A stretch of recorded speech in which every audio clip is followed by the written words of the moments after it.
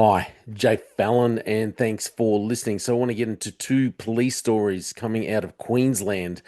Two shootings. One where a police officer was unfortunately injured, rushed to hospital. Looks like he's going to be fine, but undergone surgery for a serious injury. And another where a civilian has been shot after brandishing some knives up in Cairns. So, interesting stories, very interesting. Um, not anyway, I'll get into it. It's you can see the way things are written differently depending on the outcome. But mate, some great news for police anyway regarding the officer who was injured. Got my eyes straight ahead, got my head in the game. With the red light on, I'm just waiting for the change. Keep my head down low. Okay, so the first one is the body of a man was found after officer shot during armed standoff on the Fraser Coast, which is in Queensland, just in case you don't know about that. So he's a first year constable. Police officer on his last rookie shift went to a routine welfare check to be met with a hail of bullets in a dramatic siege which put him in surgery and ended in the gunman's death. The constable was just about to finish his stint in Maryborough when he attended the domestic violence related call out at a picturesque property in Yangari and was walking down the driveway when 45-year-old Adam O'Shea opened fire with his semi-automatic rifle. A well-placed source told this publication. It can also be revealed a stranger had just arrived at the property to buy chicken when he and the armed man's wife heard gunfire and hid in the coop. It's a strange part of the story, eh? Meanwhile, the injured officer was dragged 100 metres to safety by his hero colleagues, one of whom is understood to have driven the ambulance carrying his injured mate to Maryborough Hospital, while paramedics treated him in the back. Two women and two children managed to escape during the hours-long standoff, and Mr. O'Shea was later found dead from a self-inflicted gunshot wound. Police confirmed 11 officers attended a domestic violence matter at a property on Horizon Court, Yangari, near Maryborough, about 5:45 p.m. on Friday, so that would be the 24th of July. Officers had attempted to engage with O'Shea before the first year officer sustained a gunshot wound to the leg. Addressing the media on Saturday morning, Acting Superintendent Brad Inskip said multiple rounds were fired at responding officers, with a bullet causing some serious injuries to the leg of one male officer. It was very shortly after the officers arrived that the offender began shooting at police. Acting superintendent said the officers was dragged 100 metres to safety by his colleagues before he was taken to Maryborough Hospital, later flown to the Royal Brisbane and Women's Hospital in a stable condition. The 36-year-old was undergoing surgery at RBWH on Saturday.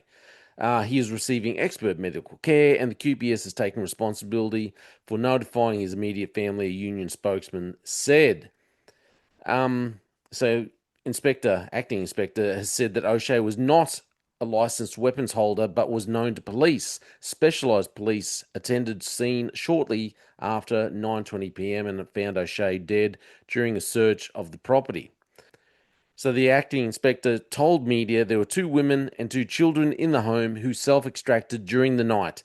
The gunman had suffered a self-inflicted gunshot wound. Queensland Police Union President Shane Pryor confirmed the shot officer was due to be heading to another station in the following days. Was 1 year to the day that he graduated from the police academy. Pryor said it sent a chill down his spine receiving the phone call. Hearing the extent of the injuries and what his mates had to do to get him out of harm's way. When police arrived at the address, they immediately were set upon by a volley of shots from a rifle. In those first rounds of firing, our officer was shot. Price said that the officer attempted to apply first aid to himself, but due to the sheer blood loss, he had to call for a colleague. The colleague put aside his safety, immediately left his cover to aid his partner. He helped him apply a tourniquet to that leg, saving his leg while he was also being shot at. Public Safety Preservation Act, the PSPA declaration that was made at 5:45 was eventually revoked at 11:36. Queenslanders should be extraordinarily proud of the officers here in Queensland, but in particular our officers here in Maryborough and what they did last night. And this is what Mr. Pryor said. Just take note of the extent of this story. So the matter will be investigated by Ethical Standards Command with oversight by the Crime and Corruption Commission.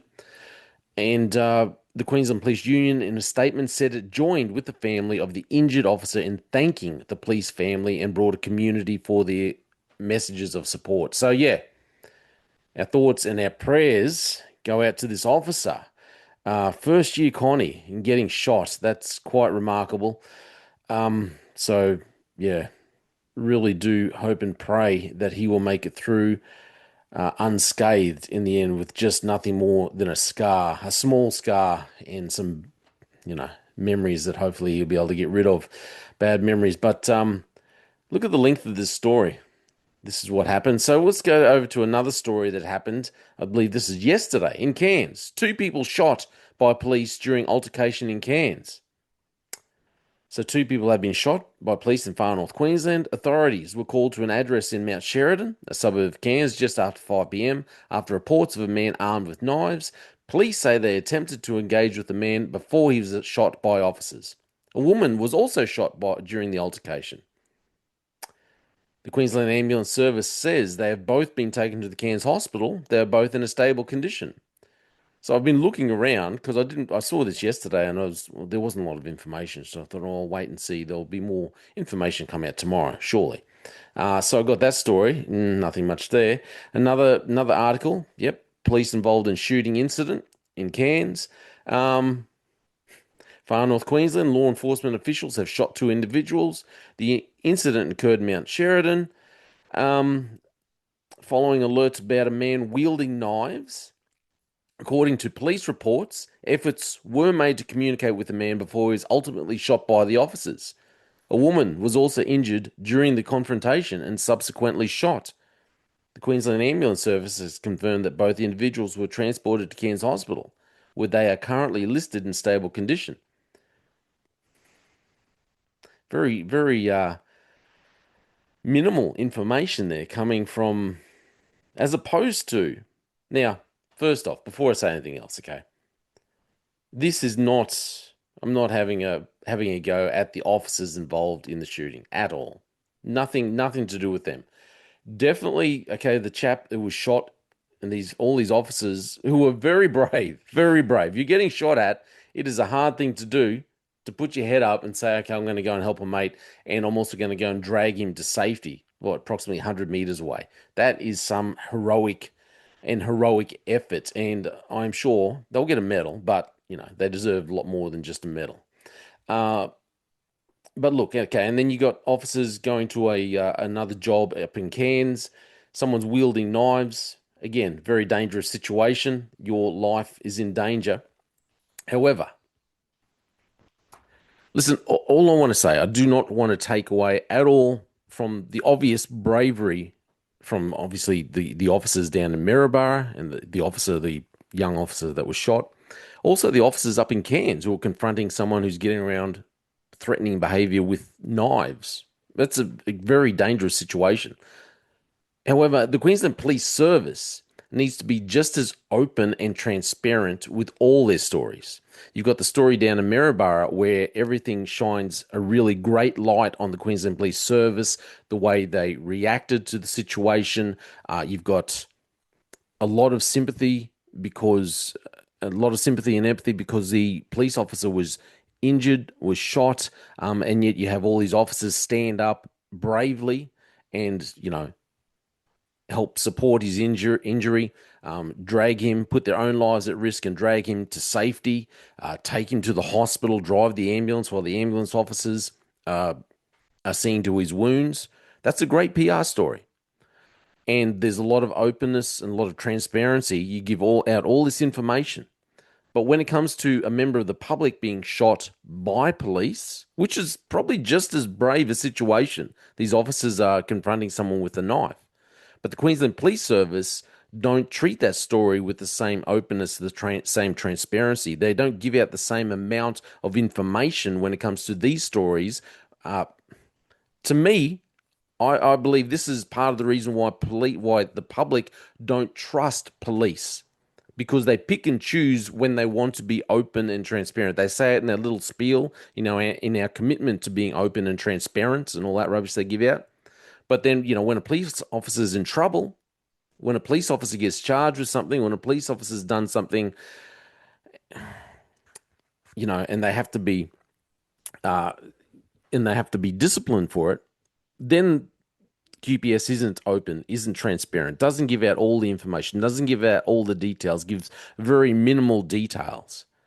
They need to be consistent in their details, and you would find that a lot more of the public would have greater trust for you. Don't just pick and choose. You got a great story here in Maryborough, which is good for PR. Okay, what about the one in Cairns? Why can't you give out more information and be more transparent about what happened in Cairns? Surely there's more to say than, yeah, he had a couple of knives, officers attended, and some people got shot, got nothing more to say. It's just a big contrast. When it suits, when it looks good for you, then QPS, they'll give you all the information in the world. Anyway, this is just my opinion. Let me know what you think. I think QPS would be far better off if they were just open, transparent, gave out a lot more information, a lot more details, and the public could see that they didn't shy away from the truth. This is, I think, is a big issue, not just with police, but with government in general here in Australia. They always like to shy away from the truth. They're always behaving like they're hiding something. This is all just my opinion. Thanks very much for listening. Got my eyes straight ahead, got my head in the game. With the red light on, I'm just waiting for the change. Got my head down low.